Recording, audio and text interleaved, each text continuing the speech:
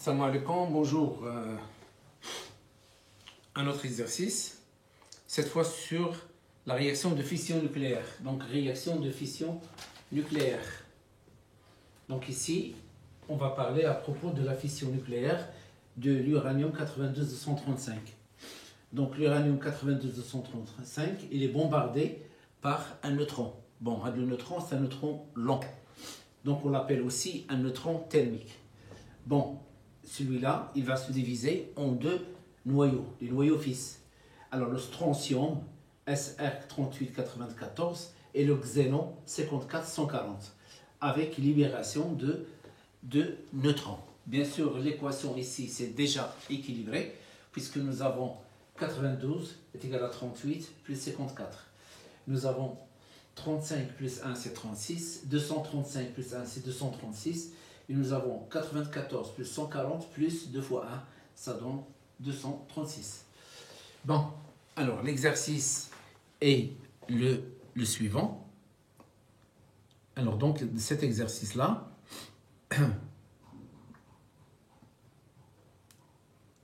alors, soit une des réactions de fission possibles pour le noyau d'uranium, 92-235. Donc voilà, c'est l'une des réactions possibles, puisque l'uranium 92-235, lorsqu'il est bombardé par un neutron, alors il n'y a pas une seule équation, il y en a plusieurs types d'équations de fission. C'est en fonction de l'énergie cinétique du neutron thermique. Alors, lors de cette transformation déterminée, donc ici l'objectif c'est de calculer l'énergie de cette réaction et de calculer l'énergie, ce qu'on appelle l'énergie libérée. Donc, lors de cette transformation, déterminer premièrement l'énergie libérée par la fission d'un seul noyau. Alors, nous ont donné ici les masses. Alors, la masse d'uranium 92-235, 234, 99, 35 U. La masse du strontium, alors SR3894, c'est 93,48945 U. Et la masse d'un noyau du xénon, 5440, c'est 139,8920 U. La masse d'un neutron, 1,0087 U. 1 U est égal à 931,5 MeV par C carré et 1 MeV est égal à 1,6 10 absence moins 13 jours. Donc vous voyez ici, il y en a toujours des données, donc vous n'avez rien à apprendre. Il faut seulement savoir utiliser les différentes, c'est-à-dire les différentes formules qui vont permettre de calculer soit l'énergie, soit la puissance, ainsi de suite. Bon, alors la première question. La première question, c'est, on va calculer l'énergie d'une réaction de fission nucléaire, c'est-à-dire l'énergie de la réaction. D'accord? L'énergie de la réaction, c'est delta E. Delta E est égal à delta M fois C carré. Alors le delta M, il s'appelle le défaut de masse de l'équation. Le défaut de masse de l'équation. Donc, est égal à la masse de SR plus la masse de XE plus 2 fois la masse de Mn. Alors, moins la masse de Mn, moins la masse de l'uranium. Alors, donc ici, celle-là, ça reste Mn. Alors, donc, on va remplacer. Donc, pour le SR 93,89, 45. Alors, plus 139,89, 20. Alors, plus Mn, c'est 1,0087. Moins 234,99, 35.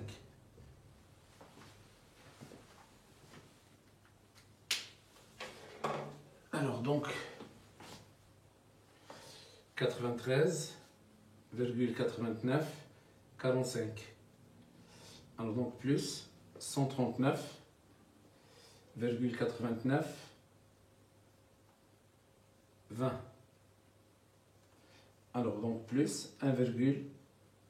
1,0087, moins 234,99, 1,9935. Alors est égal, c'est delta M est égal à moins 0,1983 U.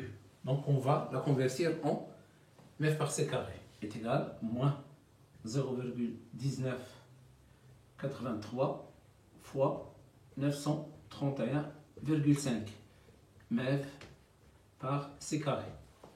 Donc fois 931,5 est égal, donc delta M est égal à moins 184,72 alors mètres par c carré.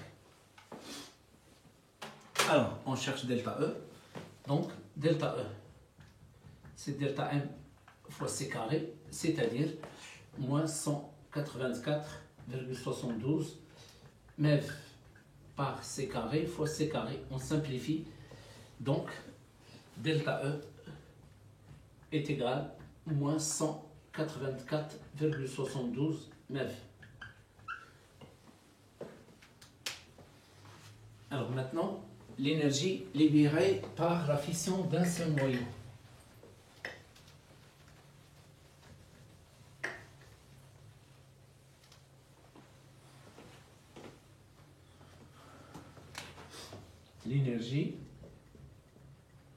L'énergie libérée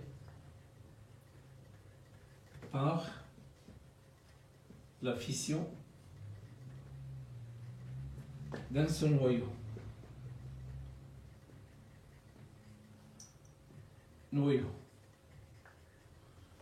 Donc est la valeur absolue de delta E, c'est-à-dire 184,72 mètres.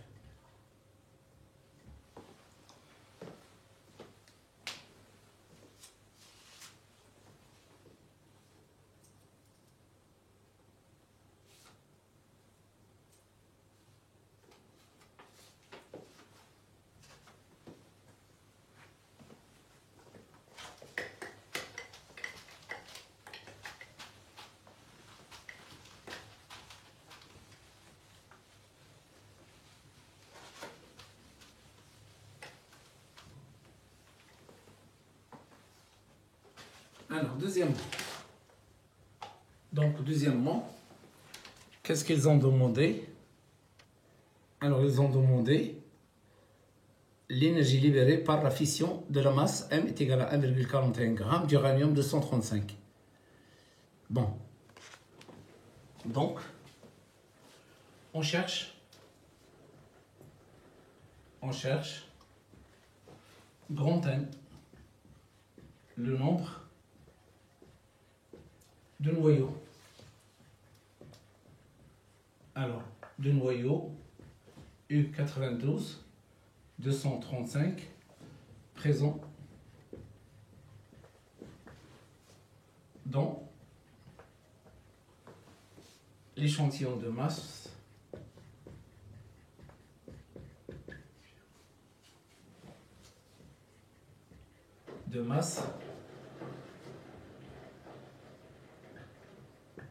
M est égal à 1,41 grammes. Donc nous avons N est égal à grand N sur Na est égal à la masse sur la masse molaire. Donc grand N est égal à Na fois la masse sur la masse molaire. Bon, alors dans cet exercice-là, je vais développer ici, donc parmi les données, vous voyez qu'ils n'ont pas donné la masse molaire. Donc ici, j'ai deux possibilités.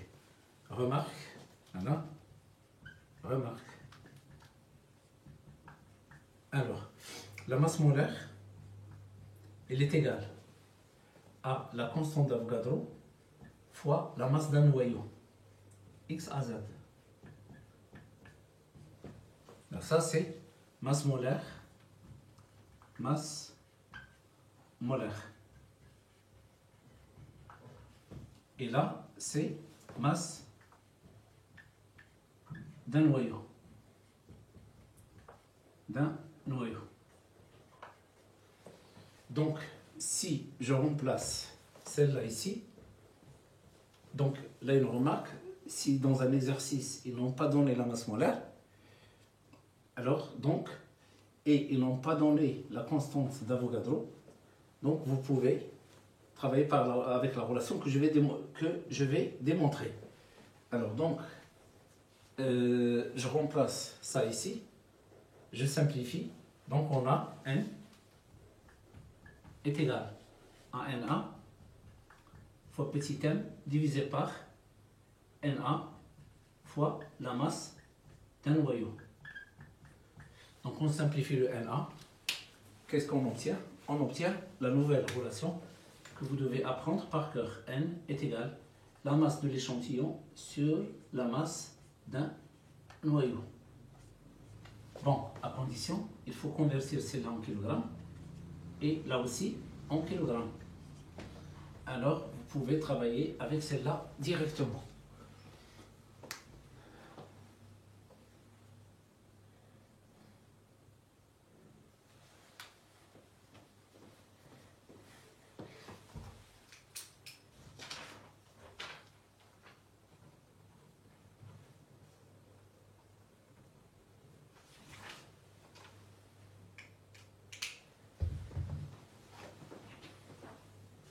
Donc,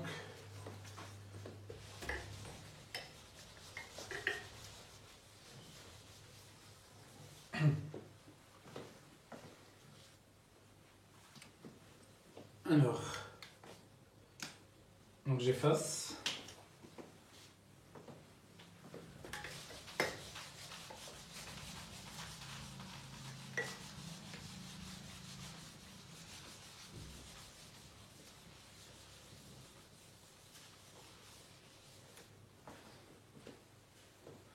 Donc ici, je peux calculer le nombre n avec n est égal à Na fois la masse, c'est la masse molaire, et vous allez prendre la masse molaire de X à Z est sensiblement égal à grammes par mol. Alors, dans notre cas ici, nous avons n est égal à Na fois la masse sur la masse de U92 235. Donc n est égal à 6,02 10 à la puissance 23 fois la masse qui a été donnée 1,44 divisé par la masse molaire, c'est 235.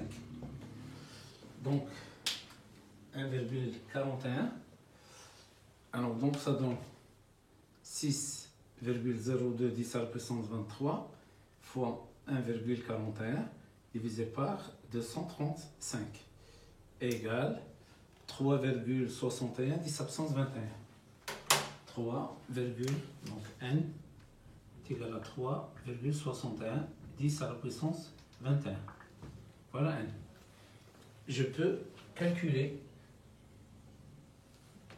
Alors, je peux calculer le même n en utilisant la nouvelle relation. Alors, la nouvelle relation, c'est n est égal à m sur la masse d'un noyau. Alors, donc, pour nous ici, nous avons n est égal à m sur la masse d'uranium 92 235. Donc, n est égal. Alors, nous avons le n, c'est 1,41 g. 1,41 g. Donc, on doit la convertir en kg fois 10 à la puissance moins 3 kg. Voilà. Et la masse molaire, disons la masse d'un noyau d'uranium, c'est 234,9935. Il est en U. Donc, on doit la multiplié par 1,66, 1,66, 10 à la puissance moins 27. Pour la convertir en kilos. Alors, pour la convertir en kilogrammes.